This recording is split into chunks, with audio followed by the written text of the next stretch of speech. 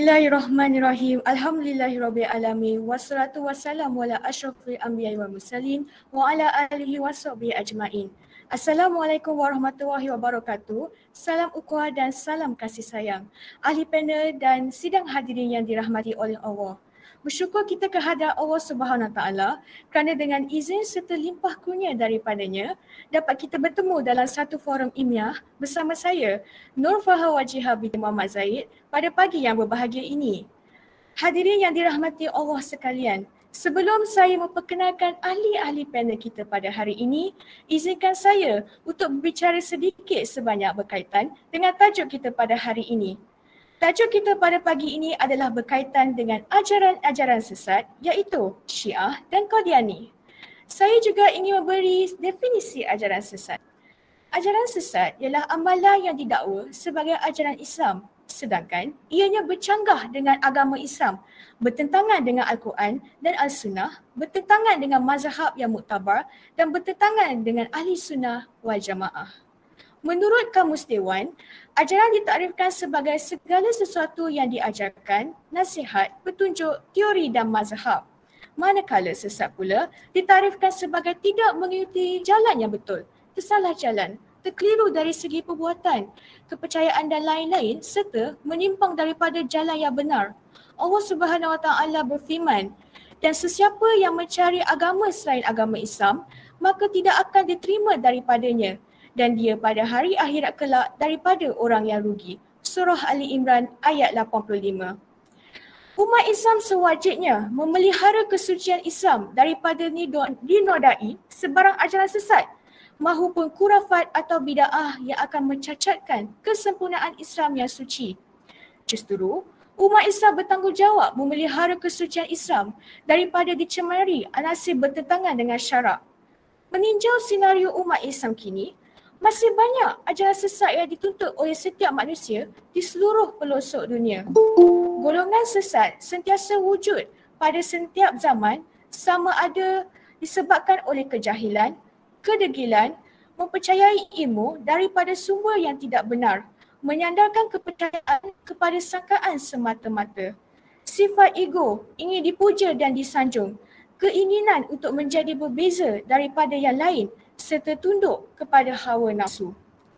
Terdapat banyak faktor-faktor yang menjadikan umat Islam kita mudah terjerumus di dalam kesesatan dan penyelewengan walaupun setelah menerima penjelasan dan keterangan tentang akidah Islam.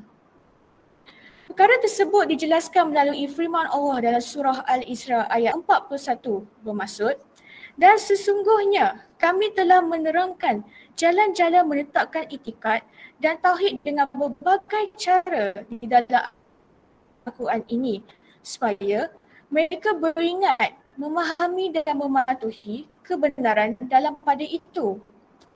Penerangan yang berbagai cara itu tidak menjadikan mereka melainkan bertambah liar.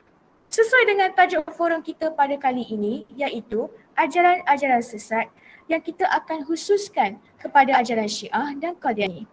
Sebelum saya mengupas tajuk ini dan lebih mendalam, terlebih dahulu, mari kita berkenalan dengan dua orang ahli panel kita pada hari ini. Jangan ragu dan jangan risau kerana hadirin sekalian sememangnya tidak asing lagi dengan panel-panel kita pada hari ini. Baiklah, di sebelah kanan saya ahli panel pertama, Saudari Nur Solehah Safiah binti Muhammad Rafi yang merupakan ahli panel pertama forum pada pagi ini. Apa khabar Saudari? Alhamdulillah sihat moderator. Moderator macam mana? Alhamdulillah sihat juga. Seterusnya saya akan perkenalkan panel sebelah kiri saya, Saudari Umi Emilila Putriana binti Ghazali. Selamat datang Saudari. Sebelum saya menyimpang dengan lebih jauh, soalan yang saya ingin tanyakan kepada panel pertama kita adalah apakah sebenarnya ajaran Syiah? Terima kasih kepada moderator yang cantik molek perketinya membawa merasional persoalan. Terlebih dahulu yang dihormati barisan tetamu kehormat dan kombinasi intelektual, kehakiman, rakan-rakan panel yang lain dan seterusnya hadirin yang dihormati Allah sekalian. Baiklah, saya akan menjawab soalan yang Soalan yang dia ajukan kepada saya, Syiah dari segi bahasa Arab ialah bermaksud pengikut. Mereka ialah golongan yang mengagung-agungkan Sayyidina Ali radhiyallahu anhu dan menganggap beliaulah pengganti Rasulullah SAW sebagai khalifah. Mari kita lihat bagaimana ajaran Syiah ini mampu meresap masuk ke dalam negara yang kita cintai ini, iaitu Malaysia. Ajaran ini mula meresap masuk ke dalam Malaysia melalui kampus-kampus universiti utama sekitar awal tahun 1980-an. Setelah kedutaan Iran dibuka, beberapa orang pensyarah dan orang-orang tertentu dibawa ke Iran untuk disyiahkan. Masa itu juga, pelajar-pelajar dihantar secara percuma ke Iran. Maka ramailah yang terpengaruh lalu menukarkan pegangan mereka serta berteka kepada Syiah. Kita boleh lihat banyak hauzah-hauzah mereka ditubuhkan di beberapa negeri. Ada juga hauzah mereka melakukan secara terang-terangan mengadakan program-program keagamaan Syiah seperti sambutan wiladah Fatimah, Maulid, Imam Mahdi dan sebagainya. Begitulah kronologi bagaimana Syiah ini dapat disebarkan di Malaysia. Berbalik kepada ajaran Syiah. Syiah ini mempunyai 3 jenis. Pertama, Syiah Imamiyah. Imamiyah berpendapat jawatan pemimpin umat Islam iaitu imam hanyalah layak disandang oleh ahli al-bait. Pegangan mereka ialah jawatan imam anugerah Allah, maksum tetapi tidak mendapat wahyu dan hanya dari kalangan al-bait. Selain itu, mereka menolak hadis yang tidak diriwayatkan oleh ahli al-bait. Mereka mengamalkan juga perkahwinan mut'ah iaitu kahwin kontrak. Seterusnya, jenis Syiah yang kedua ialah Syiah Zaidiyah. Ia berpersempena. Pengasasnya Zaid bin Ali Zainal Abidin. Mereka menganggap kedudukan dosa besar antara keimanan dan kekufuran dan mereka juga beranggapan bahawa semua perlakuan manusia dilakukan oleh manusia, bukanlah Allah. Berlainan pula dengan Syiah Imamiyah, mereka menolak Imam ke-12 sebagai Imam Al-Mahdi. Jenis Syiah yang terakhir iaitu Syiah Al-Batiniyah. Mereka pula berpendapat bahawa Al-Quran mempunyai makna zahir dan batin yang hanya difahami oleh imam mereka sahaja. Golongan ini menganggapkan Sayyidina Ali dan imam mereka sebagai Tuhan. Tambahan pula imam mereka ialah Muhammad Al-Hanafiyah masih hidup. Betapa sesatnya mereka sehingga menghalalkan beberapa kemungkaran seperti meminum arak. Jadi dari ciri-ciri Syiah yang saya sebutkan, kita boleh lihat bahawa ajaran ini sangat berlawanan daripada ajaran Islam yang betul. Ia dapat menyesatkan seseorang itu sehingga rosak akidahnya dan mengufurkan seseorang. Itu sahaja tentang ajaran Syiah. Saya akan serahkan kepada moderator untuk menyambung forum kita. Baiklah. Terima kasih kepada panel pertama kita atas lontaran konsep yang utuh lagi berisi. Setelah kita mendengar pengenalan ajaran Syiah sebentar tadi, pastinya kita ingin mengetahui sedikit latar belakang mengenai ajaran Qadiani. Justru, saya ingin meminta panel kedua kita untuk menerangkan serta memberi ciri-ciri kepada kita semua mengenai ajaran Qadiani ini. Silakan, saudari. Soalan yang amat menarik daripada moderator kita pada hari ini. Bismillah. Baiklah, terlebih dahulu marilah saya mengulas serba sedikit mengenai latar belakang dan pengenalan kepada ajaran Qadiani. Ajaran Qadiani merupakan ajaran yang diasaskan oleh Mirza Ghulam Ahmad Qadiani dan mula berbiat pada tahun 1889, Masihi di negara India. Asal usul nama Qadiani telah dipetik sempena nama tempat lahirnya Qadian, kampung daerah Dapur India. Ajaran Qadiani ini juga mula berluasa di Malaysia pada tahun 1949 Masihi oleh Maulana Muhammad bin Barakatullah. Gerakan Qadiani turut dikenali sebagai Ahmadiyah, Ahmadi atau Ahmadiyat yang pada asasnya berpegang kepada kepercayaan bahawa ajaran Mirza adalah ajaran yang sebenar. Tetapi pada 15 Disember 1953, perbahasan telah diadakan antara kumpulan ini dan para alim ulama di hadapan Sultan Selangor, almarhum Sultan Hismaddin Alam Shah. Hasil perbincangan tersebut telah diputuskan bahawa ajaran Qadiani tidak diiktiraf sebagai ajaran Islam. malah terkeluar daripada Islam. Keputusan itu menyebabkan kumpulan tersebut semakin lumpuh. Hal ini kerana terdapat pelbagai penyelewengan yang dapat dikesan dalam ciri-ciri kesesatan ajaran Qadiani. Oleh itu, izinkan saya untuk menjelaskan secara ringkas mengenai ciri-ciri kesesatan ajaran Qadiani. Antaranya ialah Mirza Ghulam Ahmad mendakwa dirinya memperolehi kitab At-Tazkirah dari Allah. Bukan itu sahaja, dakwaan Mirza Ghulam Ahmad mempunyai sejuta mukjizat juga merupakan salah satu ciri-ciri kesesatan ajaran Qadiani. Katanya, Nabi Allah itu telah mewujudkan 1,000 mukjizat dan saya melebihi dari 1 juta. Tambahan lagi, ciri lain ajaran Qadiani adalah menghapuskan jihad. Mirza Ghulam Ahmad telah menafikan konsep jihad. Katanya, jihad dengan pedang telah dilarang. Semua peperangan untuk agama sekarang ini telah ditegah. Sekarang jihad untuk tujuan agama telah diharamkan. Pada pendapat beliau, tiada doktrin yang memburukkan nama Islam lebih daripada doktrin jihad. Katanya, beliau menghabiskan sebahagian besar umurnya untuk mengiyakan kerajaan British dan menentang jihad.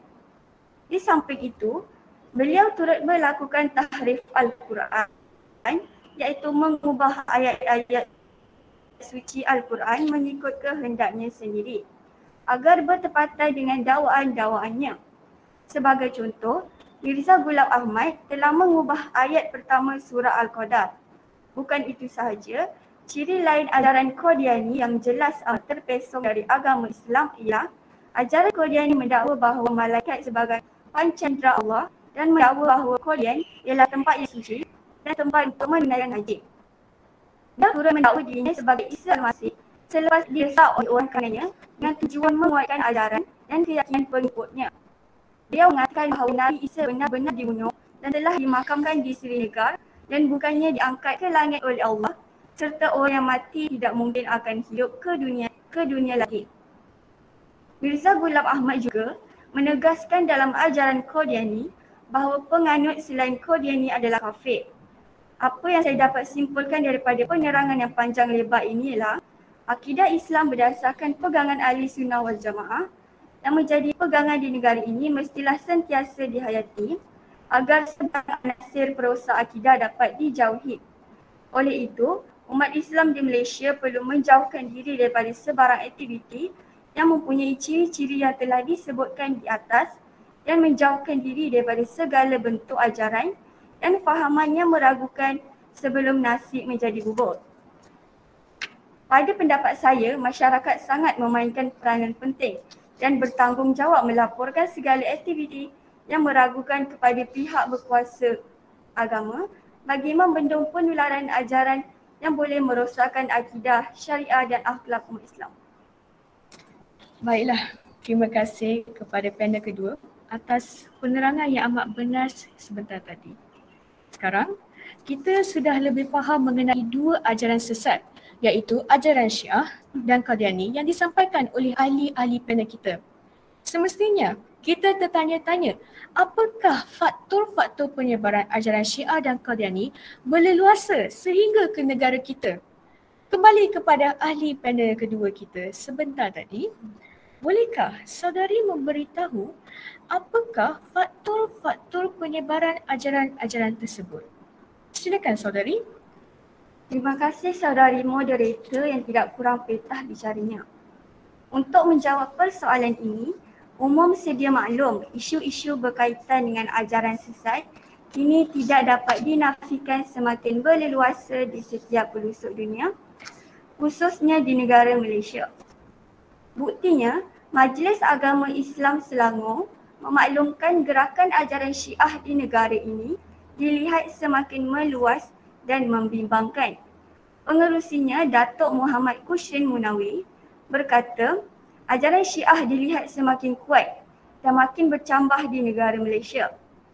Pada dahulunya, ajaran Syiah hanya dikesan 2 atau 3 pusat kegiatan sahaja di Selangor. Tetapi sekarang ini bertambah mungkin 14 ke 15 pusat di beberapa tempat seperti Puchong, Gombak dan Kelang. Bukan ini sahaja, berkaitan dengan ajaran Qadiani, ianya dipercayai mula bertapak pada tahun 1930-an di Malaysia oleh muballigh yang bernama Maulana Hussein Iyas. Kemasukan ajaran Qadiani atau ajaran Ahmadiyah ditentang hebat oleh ulama Islam Malaysia dan tidak mengiktiraf Qadiani sebagai golongan Islam. Ajaran Qadiani dikesan terus aktif di sekitar kampung Nakoda, Gombak sehingga menimbulkan keresahan penduduk setempat. Ajaran yang bertapak sejak lebih 40 tahun dulu semakin berkembang dengan wujudnya sebuah pusat pengajian tahfiz bersebelahan markas yang menjadi pusat operasi Qadiani selama ini. Selepas sudah kita mengupas serba sedikit berkenaan isu semasa ajaran Qadiani dan ajaran Syiah, marilah kita bersama-sama mengupas dan memberi jawapan kepada persoalan yang tadi. Apakah faktor-faktor penyebaran ajaran Syiah dan Qadiani? Antara faktor-faktor yang dipastikan daripada Al-Quran ialah pertama sekali, taklid buta atau lebih mudah difahami sebagai bodoh memudahkan kita terpedaya dengan agenda-agenda ajaran sesat. Sebagaimana maksud firman Allah Subhanahu Wa Taala, dan orang-orang yang tidak beriman itu apabila mereka melakukan sesuatu perbuatan yang keji, mereka berkata, kami dapati datuk nenek kami mengerjakannya dan Allah perintahkan kami mengerjakannya. Katakanlah wahai Muhammad, sesungguhnya Allah tidak sekali-kali menyuruh mengerjakan perbuatan yang keji. Patutkah kamu mengatakan terhadap Allah apa yang kamu tidak mengetahuinya? Daripada surah Al-A'raf ayat 28. Beralih kepada faktor kedua yang menyumbang kepada penyebaran ajaran Syiah dan Qadiani ialah tidak mempunyai konsep yang betul tentang sifat-sifat Allah Subhanahu Wa Taala. Ini memberi maksud lain kepada seseorang yang mempunyai fahaman yang terpesong dan sesat dari kebenaran agama Islam. Ini dapat dijelaskan lagi dengan menyatakan firman Allah yang bermaksud, dan kepada kaum Thamud, kami utuskan saudara mereka Nabi Soleh. Dia berkata, wahai kaumku, sembahlah kamu akan Allah. Sebenarnya tiada Tuhan bagi kamu selain daripadanya. Dialah menjadikan kamu dari bahan-bahan bumi serta menghendaki kamu memakmurkannya. Oleh itu, mintalah ampun kepada Allah dari perbuatan syirik. Kemudian kembalilah kepadanya dengan taat dan tauhid. Sesungguhnya Tuhanku sentiasa dekat, lagi sentiasa memperkenankan permohonan hamba-Nya. Mereka menjawab dengan berkata, wahai Salih, sesungguhnya engkau sebelum ini adalah orang yang diharap dalam kalangan kami untuk memimpin kami. Patutkah engkau melarang kami daripada menyembah apa yang disembah oleh datuk nenek kami? Dan ketahuilah sesungguhnya kami berada dalam keadaan ragu-ragu yang merunsingkan tentang apa yang engkau serukan kami kepadanya. Daripada surah Hud ayat 61 dan 62. Justru itu, penyebaran ajaran Syiah dan Qadiani juga dapat dikaitkan dengan faktor lupa kepada ayat-ayat Allah.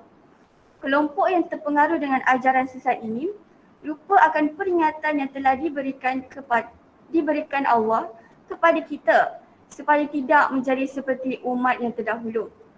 Firman Allah bermaksud, demikianlah keadaannya, telah datang ayat-ayat keterangan kami kepadamu, lalu engkau melupakan serta meninggalkannya, dan demikianlah engkau pada hari ini dilupakan serta ditinggalkan.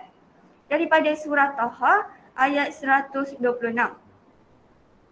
Di samping itu, mempunyai akidah yang lemah dan tidak berusaha untuk menguatkan juga adalah salah satu faktor utama. Ramai masyarakat kini yang bersikap tidak peduli dan sering melakukan perkara yang dimungkari Allah Subhanahu Wa Taala. Firman Allah bermaksud, wahai orang-orang yang beriman, jagalah sahaja diri kamu dari melakukan sesuatu yang dilarang oleh Allah Subhanahu Wa Taala. Orang-orang yang sesat tidak akan mendatangkan mudarat kepada kamu apabila kamu sendiri telah mendapat hidayah petunjuk, taat mengerjakan suruhan Allah dan meninggalkan larangannya. Kepada Allah jualah tempat kembali kamu semuanya. Kemudian dia akan menerangkan kepada kamu balasan apa yang kamu telah lakukan. Daripada surah Al-Maidah ayat 105. Tambahan lagi, Ianya juga tersebar luas kerana ramai umat Islam yang sering mengikut prasangka, andaian dan panduan akal yang tidak berpandukan Al-Quran dan Al-Sunnah. Hal ini kerana pengaruh kuat dari budaya-budaya barat yang bercanggah dengan agama Islam. Firman Allah bermaksud, dan kebanyakan mereka tidak menurut melainkan sesuatu sangkaan sahaja. Padahal sesungguhnya sangkaan itu tidak dapat memenuhi kehendak menentukan sesuatu dari kebenaran iktikad. Sesungguhnya Allah Maha mengetahui akan apa yang mereka lakukan. Daripada surah Yunus ayat 36. Bukan itu sahaja, faktor lain yang mengundang kepada situasi ini ialah tidak menggunakan akal dan panca indera yang diberikan oleh Allah SWT dalam mencari kebenaran. Mereka bertindak melulu dan tidak memanfaatkan adab berfikir. Firman Allah bermaksud, maka Nabi Soleh pun meninggalkan mereka sambil berkata, wahai kaumku, aku telah menyampaikan kepada kamu perutusan Tuhanku dan aku telah memberi nasihat kepada kamu. Tetapi kamu tidak suka kepada orang-orang yang memberi nasihat. Akhir sekali ialah menurut hawa nafsu walaupun mengetahui perkara yang kita lakukan itu salah. Hal ini boleh berlaku kerana mereka terpedaya dengan bisikan halus syaitan yang bertujuan untuk menyesatkan umat Islam. Maksud firman Allah, kemudian kalau mereka tidak dapat menerima cabaranmu wahai Muhammad, maka ketahuilah sesungguhnya mereka hanyalah menurut hawa nafsu mereka dan tidak ada yang lebih sesat daripada orang yang menurut hawa nafsunya dengan tidak berdasarkan hidayah petunjuk dari Allah. Sesungguhnya Allah tidak memberi pimpinan kepada kaum yang zalim yang berdegil dalam keingkarannya. Daripada surah Al-Qasas ayat 50. Apa yang saya dapat ringkaskan dari apa yang diterangkan tadi ialah sudah tiba masanya kita berhenti memandang sebelah mata sahaja tentang isu penyebaran ajaran sesat ini seperti ajaran Qadiani dan ajaran Syiah sebelum ianya menjadi luar kawalan yang sukar ditangani. Hal ini akan mengugat kesucian agama Islam yang telah dipelihara sejak dahulu lagi. Baiklah, begitu hebat kata-kata atau pendapat yang diutarakan oleh panel Melissa kita sebentar tadi. Terima kasih atas penerangan saudari sebentar tadi. Kita semua sudah tahu faktor-faktor penyebaran ajaran sesat ini dan semestinya kita tertanya, adakah kita mempunyai cara-cara untuk mengatasi kemelut ajaran sesat yang bagai cendawan tumbuh selepas hujan ini? Ingin saya ajukan pertanyaan ini kepada ahli panel pertama kita. Apakah cara-cara untuk mengatasi ajaran Syiah dan Qadiani ini? Silakan saudari. Terima kasih kepada pengerusi atas persoalan yang diujarkan. Pada pendapat saya, pihak yang menggalas accountability utama dalam mengatasi ajaran Syiah dan Qadiani adalah pihak kerajaan. Peranan pihak kerajaan adalah amat penting dalam memberikan perhatian yang serius terhadap isu ini. Hal ini kerana pihak kerajaan mampu memulihkan dan menghalang segala ajaran ini daripada merebak luas di dalam negara ini. Pihak kerajaan boleh mengadakan program keagamaan setiap bulan. Program ini boleh dilakukan di mana-mana sahaja. Sebagai contoh aktivitinya dengan mengadakan ceramah dan pameran tentang ajaran Syiah dan Qadiani ini. Ia dapat memberikan kesedaran kepada masyarakat supaya tidak terpesong ke ajaran yang sesat dan sentiasa mengamalkan ajaran yang betul berasaskan Ahli Sunnah wal Jamaah. Dalam masa yang sama, pihak kerajaan sewajarnya berganding bahu bersama-sama dengan ulama dalam menguatkuasakan undang-undang Islam bagi membantras gejala ajaran sesat dan amalan khurafat yang menyesatkan ini. Setakat ini, hukuman yang dikenakan ialah denda RM5,000, penjara 3 tahun dan sebatan 6 kali kepada pemimpin dan pengamal ajaran sesat, kurang setimpalnya dengan kesalahan jenayah akidah yang amat serius.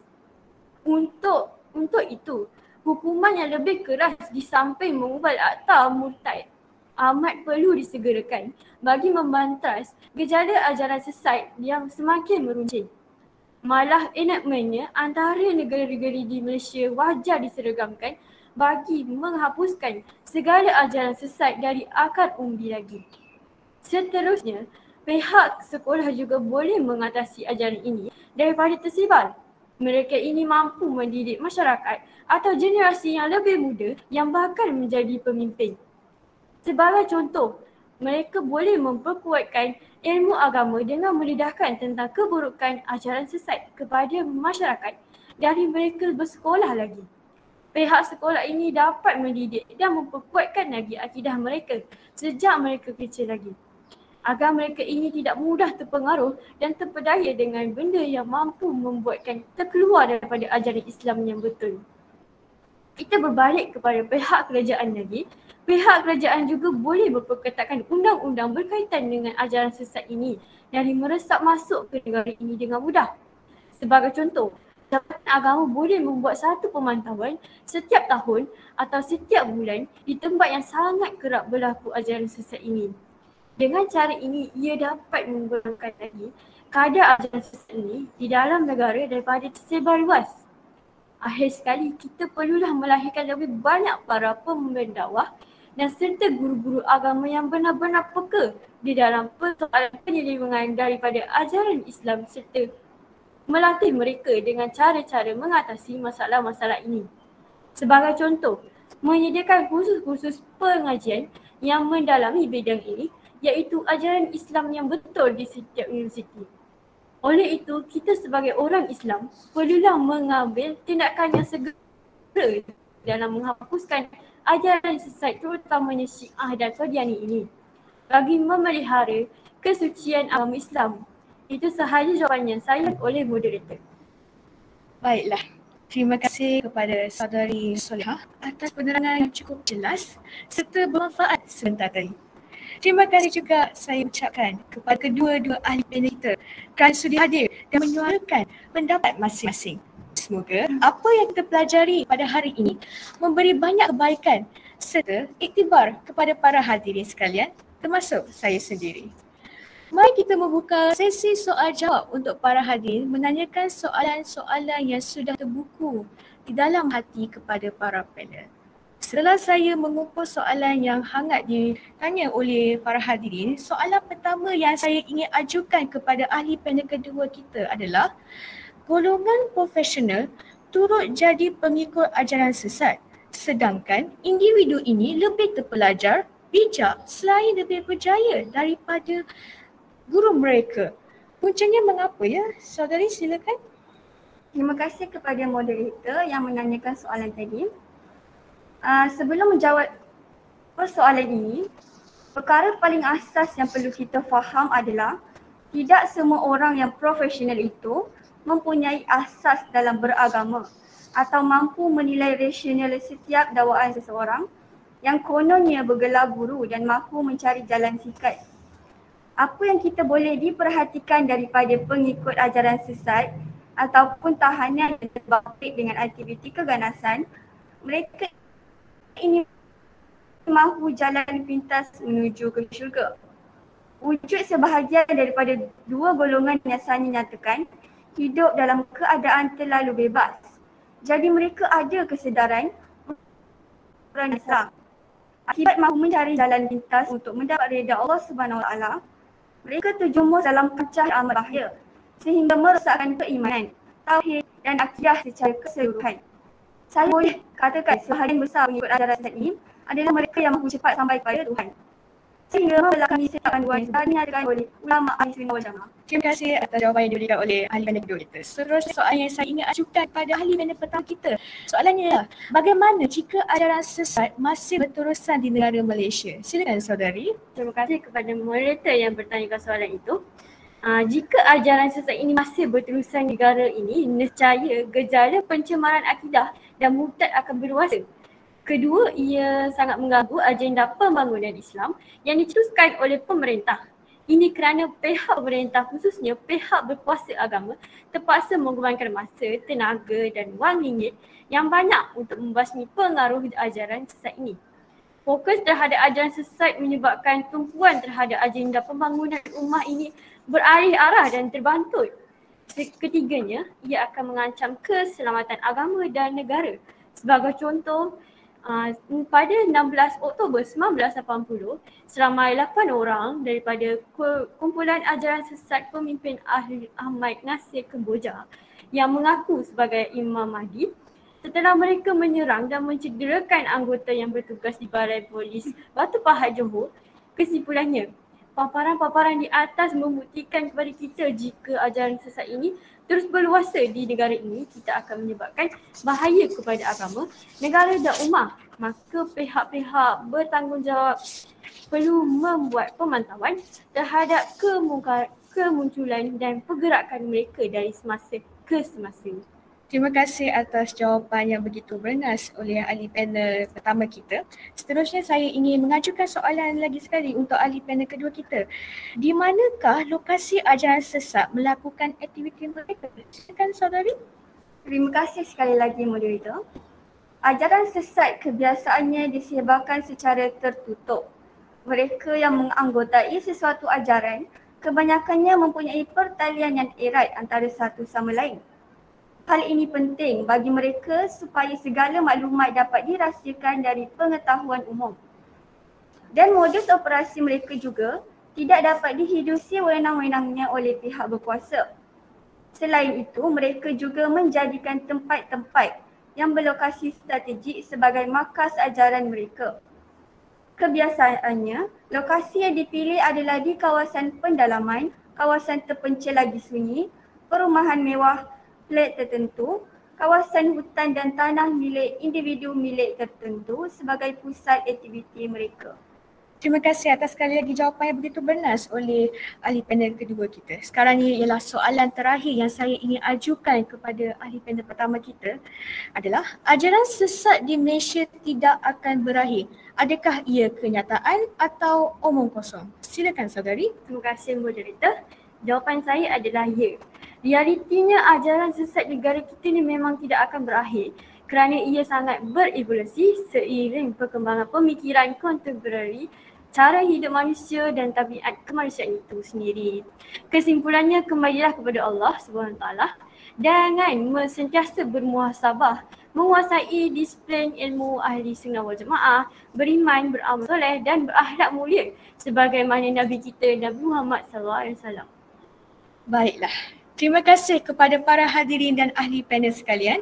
Moga apa yang kita dapat hari ini tidak sekadar masuk telinga kanan, keluar telinga kiri. Nampaknya masa amat mencemburui kita. Kesimpulannya, perkara yang berkaitan ajaran sesat merupakan satu ajaran yang berbahaya untuk akidah dan iman kita.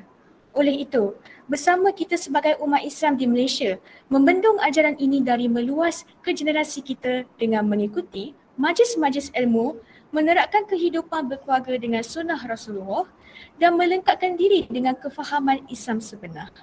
Rasulullah SAW memberi pesanan yang amat berharga kepada umatnya yang dikasihi lewat sabdanya yang bermaksud, "Aku tinggalkan kepada kamu dua perkara. Jika kamu berpegang teguh kepada kedua-duanya, kamu tidak akan sesat buat selama-lamanya, iaitu kitab Allah dan sunnah Rasulnya." Hadis riwayat Imam Malik. Sebelum mengakhiri bicara forum kita pada hari ini, terimalah serangkap pantun yang berbunyi, "Tuailah padi antara masak, esok jangan layu-layuan. Intailah kami antara nampak, esok jangan rindu-rinduan." Sekian saja untuk hari ini. Terkasar bahasa, tersilap bicara, mohon dimaafkan. Sesungguhnya, yang baik itu datangnya daripada Yang Maha Pencipta. Dan yang kurang elok itu datangnya daripada kekilafan diri kami sendiri. Wallahu a'lam. Saya akhiri forum kita pada pagi ini dengan lafaz yang mulia. Wabillahi taufiq wa hidayah. Wassalamualaikum warahmatullahi wabarakatuh.